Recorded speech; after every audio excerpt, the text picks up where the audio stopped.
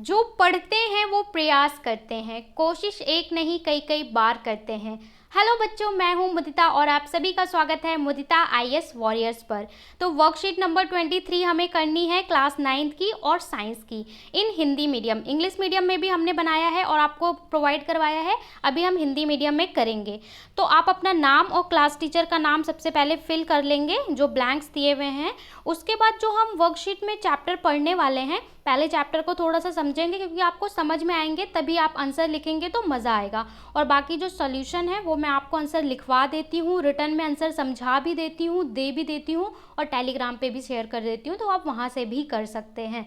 तो बेटा देखो, हमें पढ़ना क्या है, जीवन की मौलिक इकाई।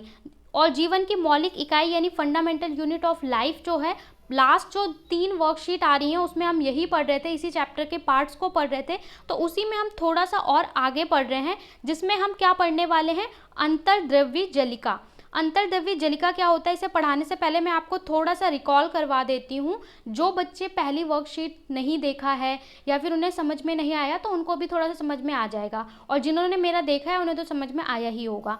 देखिए, आपका ये सेल होता है या कोशिका होती है, और कोशिका से ही जो सेल होते हैं उसी से टिश्यू बनता है। और आपकी जो बॉडी का मुख्य जो किसी ईंट होती है ना, वैसे ही ये क्या होती है, कोशिका। तो सबसे बीच में क्या होता है, न्यूक्लियस, जिसे क्या कहते हैं, केंद्रक। ठीक है, और यहाँ पे एक तरल भरा होता है।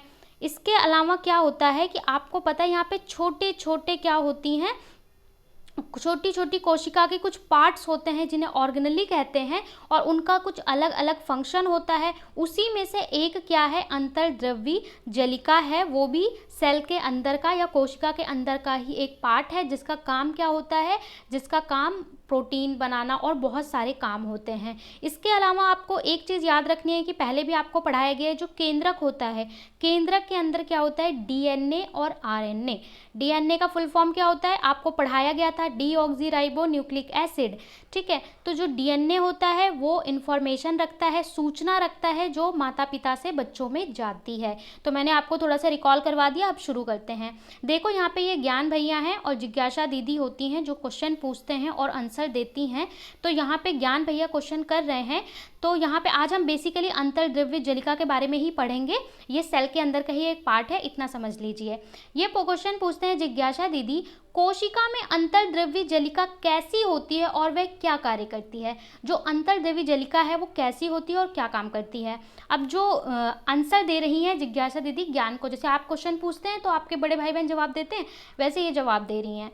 अंतर्द्रव्य जलिका या ईआर झिल्ली से बनी हुई बहुत सारी नलिकाओं का एक बड़ा सा जाल है, जो आयताकार वेग रूपी पट्टिका बना देता है। ये कह रही हैं कि इसका नाम अंतर्द्रव्य जलिका है, और दूसरा इसका शॉर्ट नाम क्या होता है, ईआर।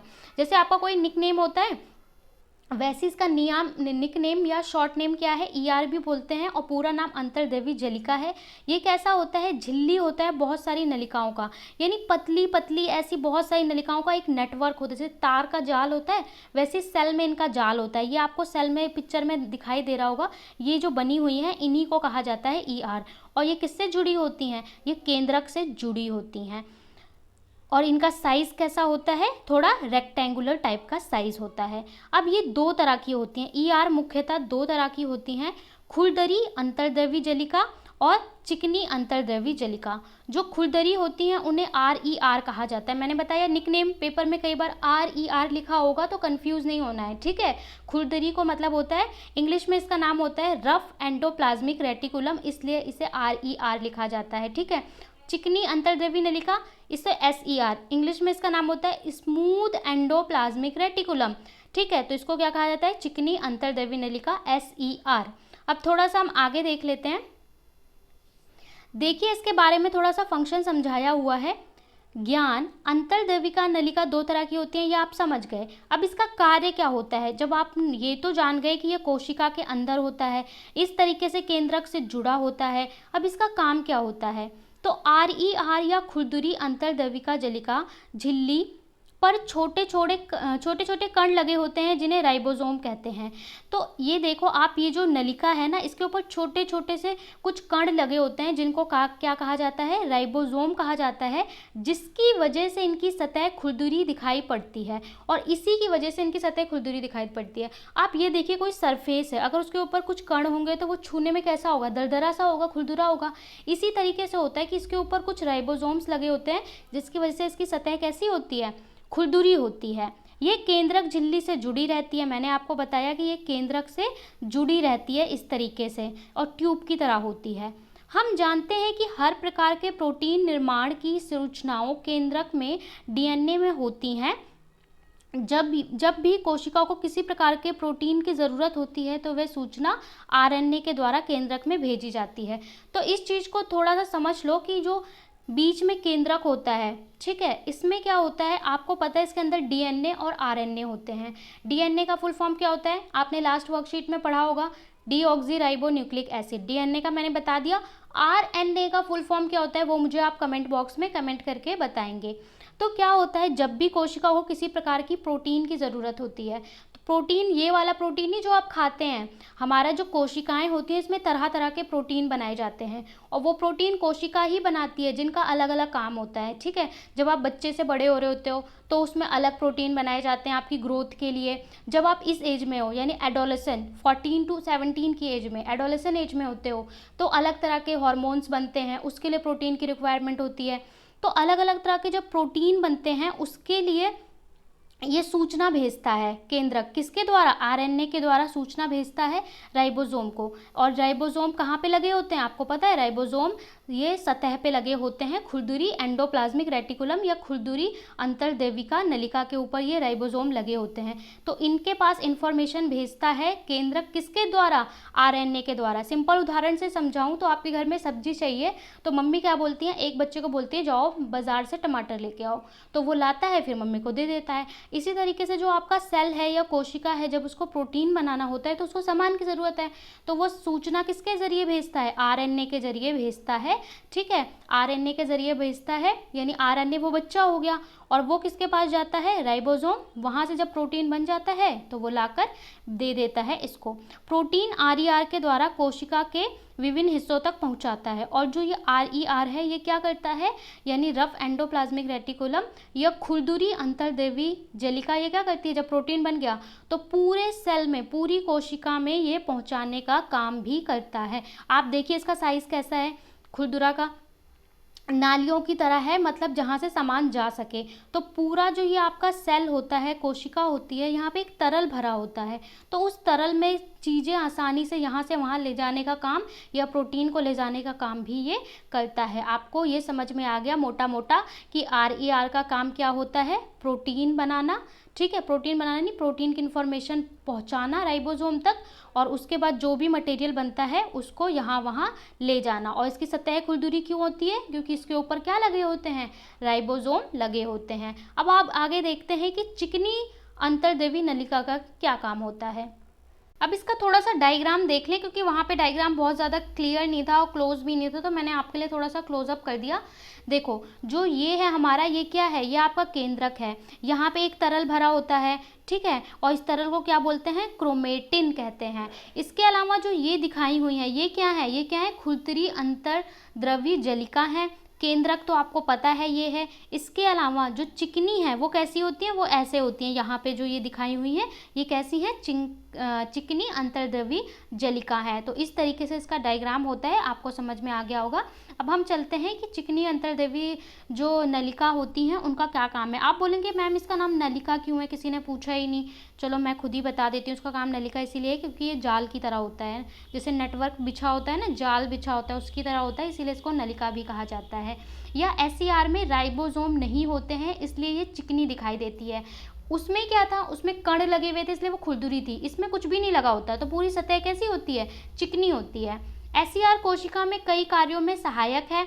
वसा लिपिड पदार्थ के अणुओं के बनाने में सहायता करती है, बहुत सारे कामों में सहायता करती है, पर बेसिकली किस काम में सहायता करती है, वसा और लिपिड बनाने में। आपके सेल के अंदर भी वसा यानी फैट बनता है और लिपिड्स बनते हैं, तो उसके लिए हेल्प करता है।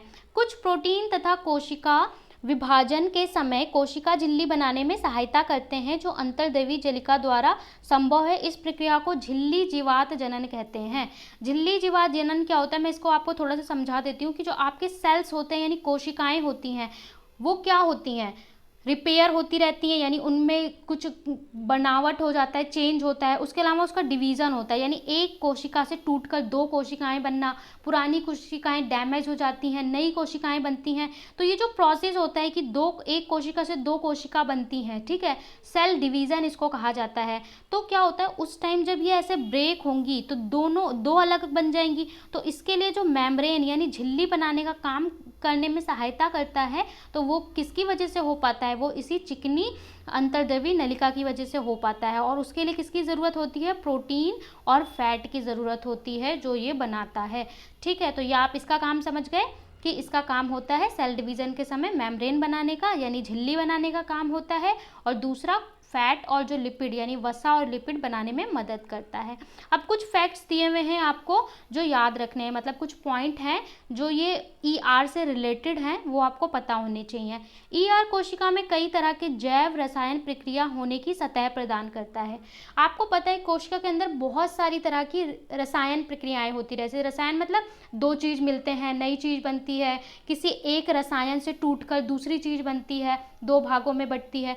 तो इन प्रक्रियाओं के लिए जगह भी तो चाहिए, तो उस जगह यानी सतह प्रदान करता है ये ER। इसके अंदर बहुत सारी रिएक्शंस या रसायन प्रक्रियाएं होती हैं। दूसरा क्या है कि रीढ़ की हड्डी वाले ऐसे जो ऑर्गेनिज्म होते हैं, ऐसे जीव होते हैं जिनकी रीढ़ की हड्डी होती है, उसमें क्या होता है कुछ ऐसे पदार्थ हैं जो उत्पन्न होते हैं जो विषैले होते हैं यानी जहरीले होते हैं, तो उनको कम करने का भी काम इनका होता है। ठीक है, इसके अलावा क्या होता है अंतर्द्रव्यी नलिका कोशिका द्रव्य के विभिन्न क्षेत्रों और केंद्रक के मध्य पदार्थों का परिवहन करते हैं। अब आप बताइए, आप स्कूल से घर और घर से स्कूल कैसे जाते हैं, बस लेके जाते हैं, ऑटो लेके जाते हैं, मेट्रो लेके जाते हैं। तो उसी तरीके से जो हमारा ये केंद्रक है और ये बाहर सेल है, तो सेल के भी अलग अलग लोकेशन है। तो यहाँ से सेल से केंद्रक से और बाकी जगहों पे कोशिकाओं के पहुँचाने का काम और कोशिकाओं से केंद्रक तक पहुँचाने का काम भी ये कौन करता है, ER करते हैं, ये नलिकाएं ही करती हैं। ठीक है, जो आपका बस काम करते नहीं परिवहन का, वैसे ही ये काम करती हैं चीज़ों को यहाँ से वहाँ ले जाने का आपकी कोशिका के अंदर। नलिका के रूप में कार्य करती हैं और ER कोशिका में नलिका तंत्र का निर्माण करती हैं। तंत्र मतलब जाल, तार का जाल, इसका जाल, तो कोशिका के अंदर ये पूरा जाल बना लेती हैं। ठीक है, तो ये आपको समझ में आ गया इंपॉर्टेंट पॉइंट्स। अब हम क्वेश्चन देखते हैं, फिर सारे आंसर मैं आपको डिस्कस करके बता देती हूँ। अंतर्द्रव्यी नलिका के दो प्रकारों के नाम लिखिए। दो प्रकार कौन से हैं वो बताइए और उनमें क्या अंतर है वो भी बताइए। दो क्वेश्चन पूछे हैं पहले क्वेश्चन में। दूसरे में पूछा है कि राइबोसोम कोई एक कार्य लिखिए, राइबोसोम का कोई एक काम लिखिए। तीसरे में पूछा है झिल्ली जीवात जनन किसे कहते हैं, यानी झिल्ली जीवात जनन जो अभी मैंने ऊपर बताया वो बताना है। और RER की सतह खुरदुरी क्यों होती है ये बताना है। बेटा आपको पता है क्यों खुरदुरी होती है, क्योंकि उसके ऊपर राइबोसोम लगा होता है। अब हम एक एक करके आंसर डिस्कस कर लेते हैं। सबसे पहले आपसे प्रश्न पूछा था कि अंतर्द्रव्य जलिका के दो प्रकार के नाम और उसमें अंतर। मैं कोशिश करती हूँ कि आपको पूरा सॉल्यूशन समझा दिया जाए, जिससे क्या होता है कि बच्चों को याद रहेगा। ये इंपॉर्टेंट बहुत चैप्टर है एग्जाम के पॉइंट ऑफ व्यू से, इसलिए आपको वर्कशीट में थोड़ा थोड़ा पार्ट्स में करवाया जा रहा है और एग्जाम में हो सकता है इनमें से क्वेश्चंस भी पूछे जाएं, तो इनको ध्यान से समझा करिए। और कुछ समझ में नहीं आता तो कमेंट बॉक्स में जाके पूछ भी सकते हैं, क्योंकि आप हमारे सामने नहीं होते ना, तो पता नहीं चलता किस बच्चे को आया किसको नहीं आया। हो सकता है किसी बच्चे को एक बार में आ जाए, हो सकता है किसी का कोई डाउट हो, या किसी को समझ में नहीं आया जिसने पुरानी वर्कशीट नहीं देखी। तो कुछ भी हो आपको पूछ लेना चाहिए, ठीक है, जिससे कोई डाउट ना रहे और आप क्लियर करते जाएं। स्कूल का तो पता नहीं कब खुलेंगे। तो पहला प्रश्न क्या है ये आपने देख लिया, इसको लिखेंगे अंतर्द्रव्य जालिका दो प्रकार के होते हैं। कौन कौन से होते हैं, खुरदुरी अंतर्प्रद्रवी जालिका। देखो बेटा इसको दो तरीके से लिखते हैं, आप इस तरीके से अंतर्द्रव्य भी लिख सकते हैं, द्रवी भी लिख सकते हैं और अंतःप्रद्रवी भी लिख सकते हैं। ये लिखने का अलग अलग तरीका है, ठीक है। तो खुरदुरी अंतर्प्रद्रवी जालिका जिसे RER मतलब क्या है, इसका निक नेम है। आपका भी कुछ निकनेम होगा, चिंटू बिंटू, ठीक है। चिकनी अंतर्प्रद्रवी जालिका जैसे SER, ठीक है। तो ये इसका नाम हो गया। दूसरा आपसे क्या पूछा था, इसमें अंतर स्पष्ट कीजिए। स्क्रीनशॉट ले सकते हैं आंसर्स का। इसके बाद हम इसके ये पहले ही आंसर का आगे बताया हुआ है, इसमें अंतर स्पष्ट करना है। सारे आंसर का आप यहाँ पे स्क्रीनशॉट ले सकते हैं और स्क्रीनशॉट के अलावा मैं टेलीग्राम पे भी डाल देती हूँ, तो वहाँ से जाकर भी आंसर लिख सकते हैं या फ्यूचर के लिए स्टोर करके रख सकते हैं। अंतर क्या है बेटा, टेबल बना के जब भी डिफरेंस करने को आए तो टेबल बना लिया करो, उससे आपको याद करना आसान हो जाता है। इसमें लिखेंगे खुरदुरी अंतर्द्रव्यी जलिका, इसमें लिखेंगे चिकनी अंतर्द्रव्यी जलिका, RER SER।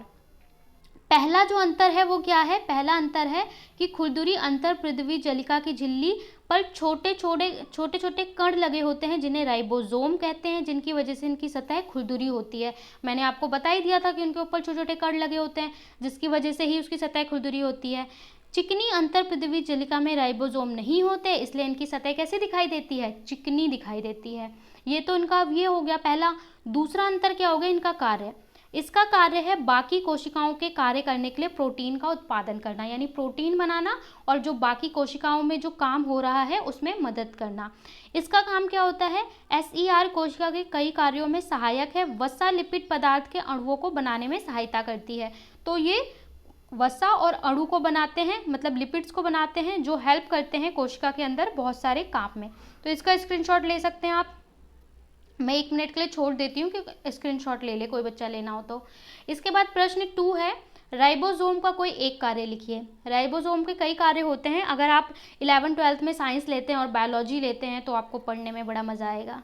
राइबोसोम का कार्य प्रोटीन बनाना है जो कई कोशिका कार्यों के लिए सहायक है। मैंने आपको बता दिया था कि इसका काम प्रोटीन बनाना होता है।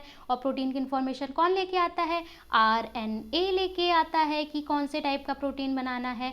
RNA का फुल फॉर्म क्या है वो मेरे को आप कमेंट बॉक्स में बताएंगे। कमेंट बॉक्स में लिखने से आपको पता है क्या होता है। RNA अगर आपको नहीं पता है तो आप गूगल करेंगे या पुरानी वर्कशीट में देखेंगे। उसके बाद फिर एक बार आपने पढ़ा, एक बार टाइप किया कमेंट में, तो 3 बार आपका रिवीजन, पढ़ा फिर समझा फिर टाइप किया, 3 बार रिवीजन हो गया। अब इसके बाद पेपर में आप भूलेंगे, पेपर में एक बार पढ़ के जाएंगे, याद आ जाएगा आपने स्पेलिंग लिखी थी, हाँ स्पेलिंग ऐसे ही होगी। इसके बाद प्रश्न 3 है, झिल्ली जीवात जनन किसे कहते हैं। झिल्ली जीवात जनन, अभी मैंने आपको बताया कि कोशिका जब 2 भागों में बंटती है, विभाजन होता है कोशिका का, उस समय कुछ प्रोटीन तथा वसा कोशिका विभाजन के समय कोशिका झिल्ली बनाने में सहायता करते हैं, यानी कोशिका की जो बाहर लेयर होती है उसे बनाने में सहायता करते हैं, जो अंतर्द्रव्य जलिका द्वारा ही संभव है। और इस प्रक्रिया को क्या कहा जाता है, जीवात जनन, यानी कि जीवात जनन कहा जाता है। इसका भी स्क्रीनशॉट ले सकते हैं। फिर हम चलते हैं अपने अगले क्वेश्चन की तरफ। अगला क्वेश्चन है, RER की सतह खुरदुरी क्यों होती है। तो खुरदुरी अतः पृथ्वी जलिका की झिल्ली पर छोटे छोटे कण लगे होते हैं, जिनको आपको पता है क्या कहते हैं, राइबोसोम्स कहते हैं, जिनकी वजह से इनकी सतह कैसी होती है, खुरदुरी होती है। तो इसका तो सिंपल सा आंसर है, इसका भी स्क्रीनशॉट ले लो। तो बच्चों यहाँ पे हमने जो वर्कशीट नंबर 23 है बायोलॉजी की वो सॉल्व कर ली।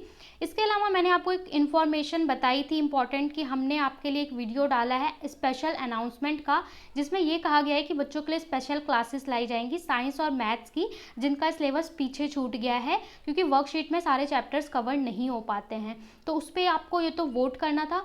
दूसरा, उसका जो टाइम टेबल है वो अब जो अपकमिंग संडे है उसमें आपको शेयर किया जाएगा कि कब कौन सी क्लासेस होंगी 9th की और 10th की, साइंस मैथ और जो बच्चों ने रिक्वेस्ट करी है उनकी स्पेशल क्लासेस कब होंगी।